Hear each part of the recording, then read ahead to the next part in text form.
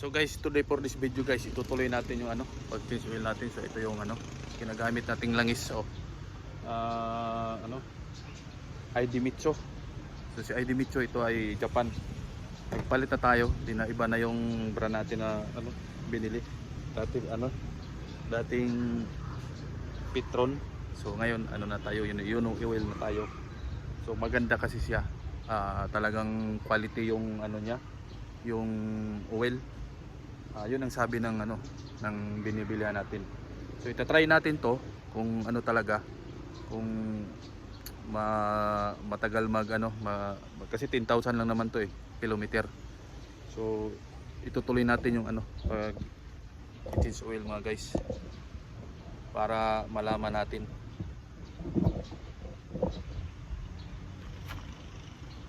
So tapos na tayo, nakadalawa na tayo. Kalahati na lang para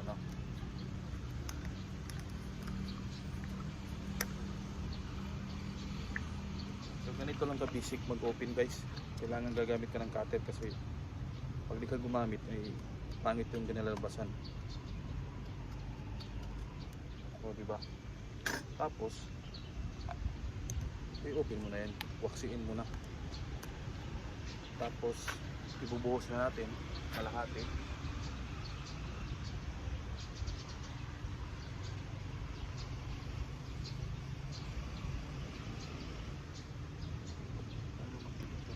Ayun. Tulo pang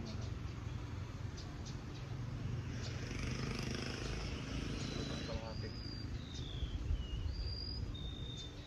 Ang kagandahan lang dito guys, may may label, may sukatan siya yan. Yun ang kagandahan. So kulang pa.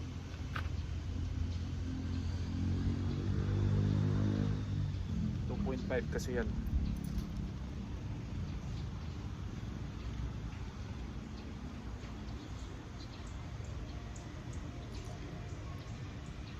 So yan guys, 2.5 na. So malalaman natin ngayon pag start natin. Pero bago natin yan, susukatin muna natin. Isusukatin muna natin yan guys. O, diba? Yung pangsukat, ito yung stick. Kung kung saan na yung langis natin.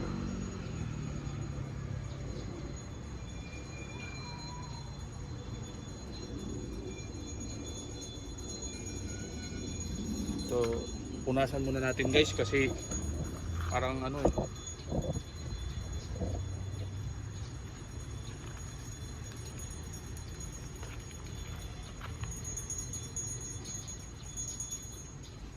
para makita natin kung nasaan na yung langis natin.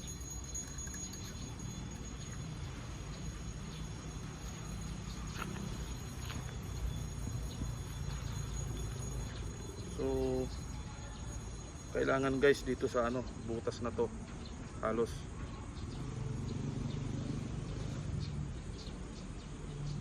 so ang linaw kasi medyo dito yung oil natin. So dagdagan pa natin konti para sureball.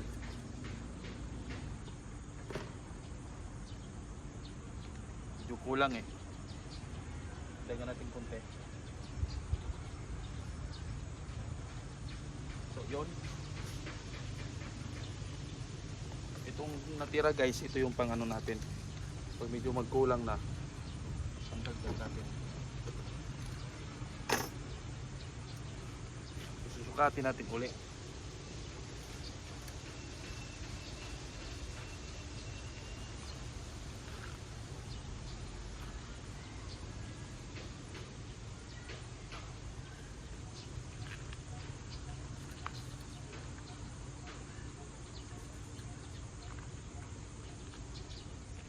So ayan guys.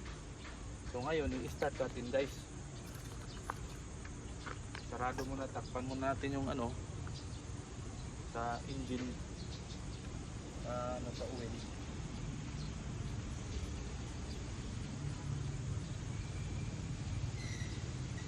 So guys, pwede na natin i-start yan.